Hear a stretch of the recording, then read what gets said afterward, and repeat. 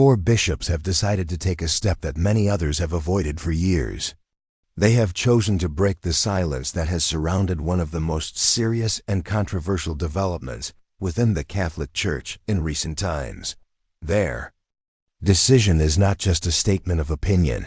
It is a serious act that challenges a direction the Church has been moving toward, especially in Germany. In doing so, they have brought attention to a conflict that goes beyond borders, beyond personal views, and deep into the heart of what the Church is and what it is meant to be. For several years now, the Catholic Church in Germany has been moving through what it calls the synodal path. This process, which began officially in 2019, was meant to respond to the abuse crisis. At first, many believed it was simply a way to make the Church more open, more transparent, and more accountable. But over time, it became clear that the scope of this path was far broader.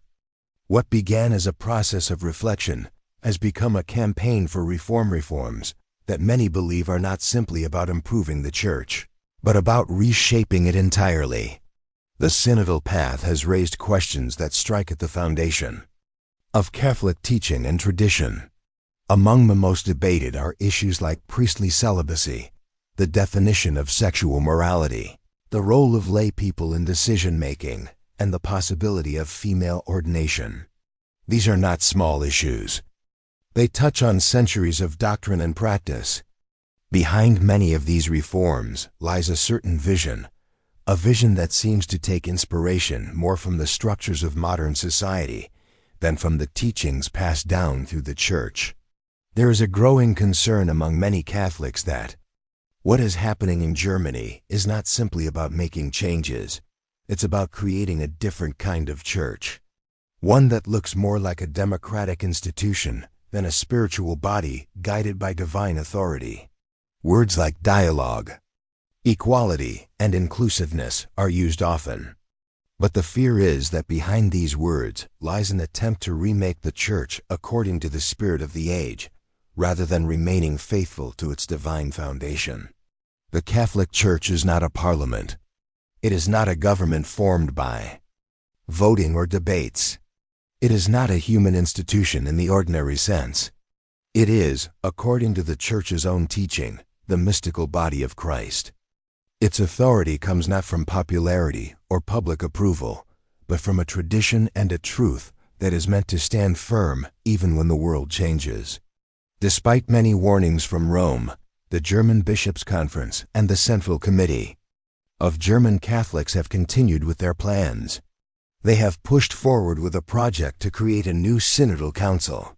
This council would give lay people and bishops equal say in important matters. That might sound democratic, but in the Church, such equality is not how decisions on doctrine and morality are meant to be made. In fact, the very idea challenges the Church's own teachings on authority and the role of ordained ministers. This is where the four bishops stepped in. In May 2025, they wrote a letter to the leaders of the German Bishops' Conference and the lay organization supporting the synodal project. In this letter, they made it clear they would not be part of this new council. They would not support something they believe goes against the Church's divine structure. Their message was simple but powerful. We are not with you on this path. The four bishops are Cardinal Rainer Maria Wolke, Archbishop of Cologne, Bishop Gregor Maria Hank of Eichstätt, Bishop Stefan Oster of Passau, and Bishop Rudolf Voderholzer of Regensburg. These men are not just making a personal statement. They are defending a vision of the Church rooted in tradition, in doctrine, and in faithfulness to what has been handed down through centuries. Their decision is not based on fear of change, but on a deep conviction that the Church cannot be rebuilt like a human institution. Their action is courageous. In today's Church, speaking out like this can come with a cost. Many bishops prefer to stay silent, to avoid conflict, or to find a middle ground. But these four have chosen a different path. They have spoken clearly. They have drawn a line.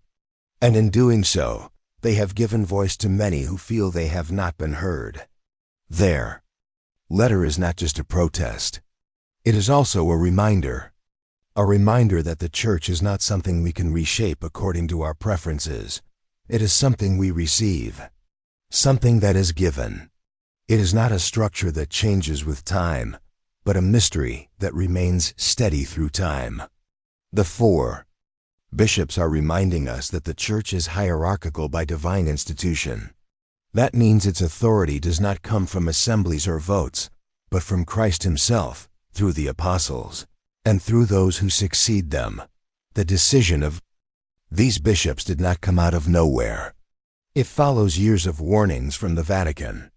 As early as 2020, the Congregation for Bishops and the Congregation for the Doctrine of the Faith expressed serious concerns about the direction of the German synodal path. Letters were sent, pointing out that no local church has the right to decide independently on matters that affect the whole church. These letters were signed by respected church leaders like Cardinal Marc Aulét and Cardinal Luis Ladaria Ferrer. In 2023, another statement from the Vatican made it clear that Germany does not have the authority to create a synodal council with decision-making powers. The message from Rome has been consistent. Decisions on doctrine, morality, and sacramental practice are not up for local debate. They belong to the universal church, guided by the magisterium, not by national assemblies. Yet despite these clear messages, the German bishops and their lay partners have pressed on. In 2024, there was a meeting between German bishops and leaders of the Roman Curia. During this meeting, Rome asked for changes in the name and structure of the synodal body being planned. It was a diplomatic way of saying, this project is not acceptable. But once again, the German leadership continued on its path. With the support of well-organized lay groups, they are pushing forward with reforms that many see as incompatible with Catholic teaching. This is the crisis that the four bishops are responding to. And it is not just a local crisis anymore. It is becoming a crisis for the entire church. It's not only about how decisions are made, it's about what the church is. Is it a spiritual body guided by Christ and his ministers?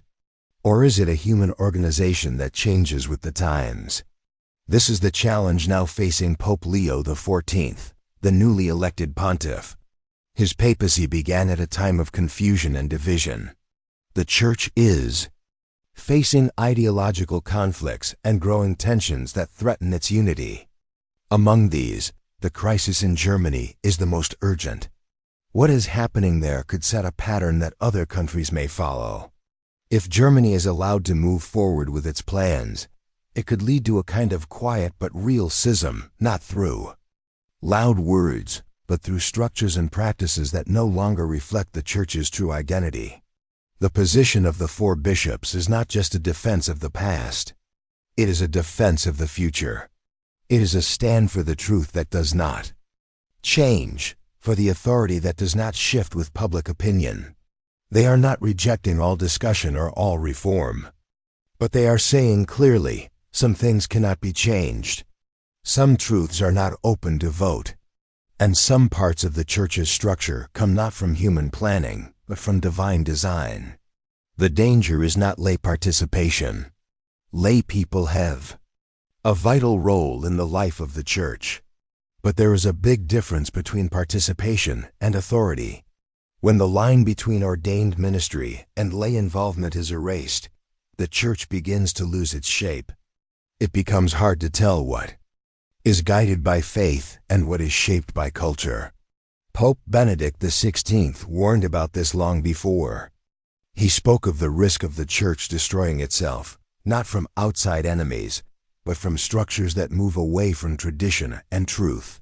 When doctrine is put up for a vote, and when the sacred is treated like a social project, the soul of the Church is at risk.